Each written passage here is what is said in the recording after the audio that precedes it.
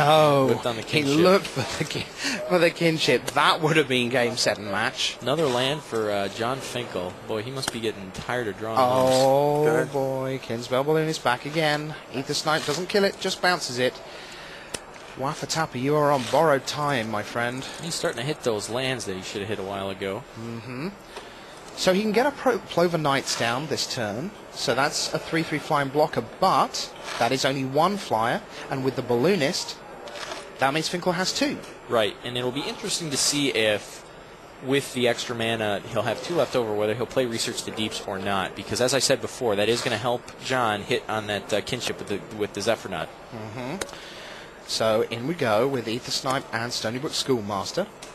Makes a fifth token. They're very pretty, but they're not doing very much right now. No, they are keeping the ground bogged down sufficiently against John's forces there. So that'll allow the Aether Snipe to get in as a 4/4, and maybe Guillaume will be able to get on the scoreboard a little bit more. Still, down to 2 life, it is not looking good for the Frenchman. Especially if John hits on that kinship. Let's see what he's got for post-combat. This will be the important series of plays, what he's able to pull off after combat. Just got to think pretty long and hard. You look at that, and you would think that Finkel is the one under all the pressure. Waffatapa comes out. There's Ether Snipe number 2. I'll bounce for another turn on the Balloonist. Kinship whiff. Oh, wow. But I mean, is there any way back for Waffatapa from here? Can you construct a series of plays for us where there's hope for the Frenchman? Absolutely. I think he's starting to stabilize here if he manages to pull off the Plover Knights on the following turn and hit, say, one of his removal spells, something like that. All of a sudden, but he's still got Balloonist down. That's 2 flyers on the right. Yeah, if he's got the blocker for one, the removal for the other, he'll be all right. And he's got an overwhelming force on the board that's starting to pose problems and concerns for Finkel at 14 life over there. At 14, he's got a lot of monsters there. All right. Looks like Guillaume has hit the land glut that he was trying not to hit before. He hit the swamp there.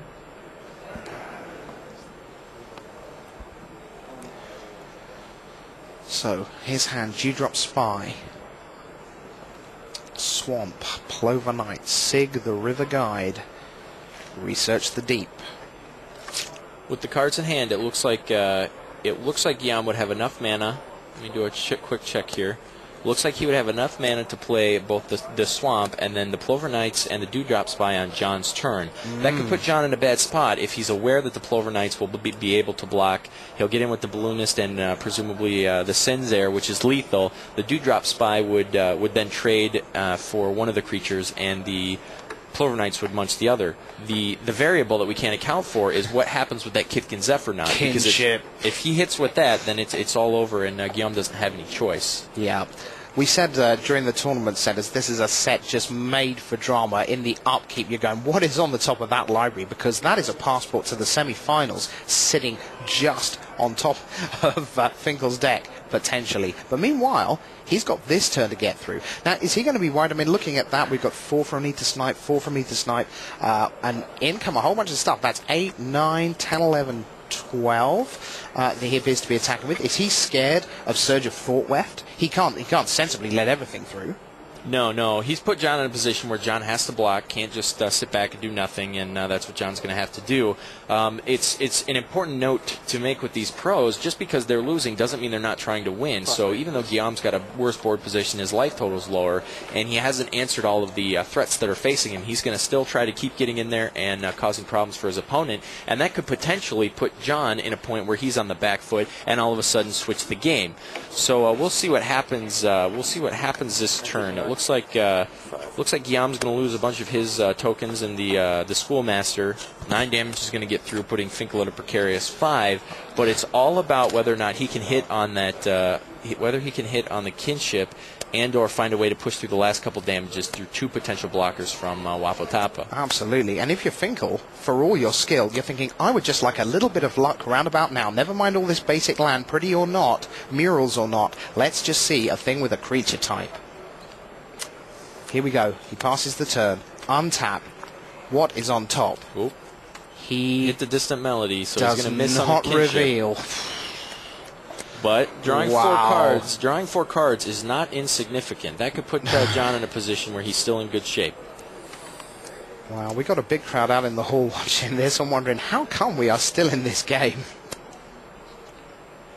And you talked about how to imagine a position in which Guillaume could come back from this. And you've got a good imagination, my friend. Well done.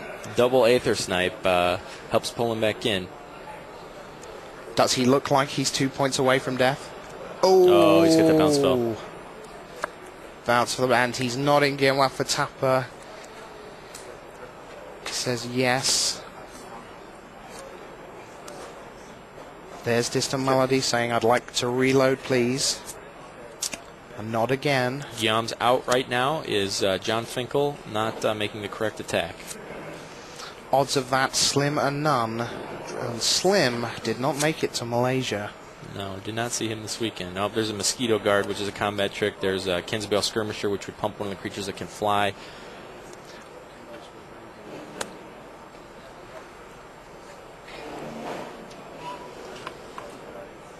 It's not looking good for Guillaume Wafatapa. A reminder that on the back table, Mike Rohn is already gone from this top 8. 3-0 to Mario Pascoli. Here we go. In the handshake. Yep. There it is. The Shadow Mage Infiltrator by 3-0 advances to the semi-finals. He is just 2 wins away from some serious piece of Magic history. Guillaume Wafatapa did his best. His best was not good enough against the Kifkin, even without killer draws. You think about Game 1, Finkel, not the best draw. Game 2, pretty bad draw. Game 3, any number of times that Kifkin off the top with Kinship would have won in the game, but he still makes it 3-0. Yep, it was the bounce spell that snuck by us there in his hand. It was tough to see, and that was what wound up doing it for him. And Guillaume Wafatapa had a really good run this weekend, and I'm sure he's not exactly happy with that result. I'm sure he wanted to win, but he gave it a good run. It was a tough matchup, and he did the best he could. All right, so there you see, we've got Nikolai Herzog on the far side there. There he is, the 30-year-old Norwegian. He's up against Portugal's Marcio Carvalho. He's on this side of the table, nearest us. The score here is 1 each. We've got Nico Herzog, a massively green deck, a little bit of black. His killer spell is Final Revels at 5.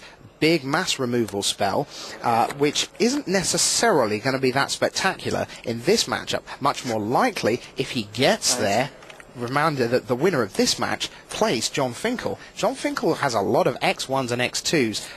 If Herzog comes out of this match, that Final Revels could be a massive part of the semi-final. Absolutely, and it's important to remember with the Final Revels, Rich, that it's not just a creature kill condition, it's also a win condition, because some of the creatures in Nikolai's deck are very small. So if you get enough of those to outsource your resource your opponent, the +2/+0 portion of that card can often swing for lethal. Yeah, it's 45 for 2 more, right? Yeah. Okay, so Herzog is basically elves. He has 15 elves. We think that is a pretty critical number.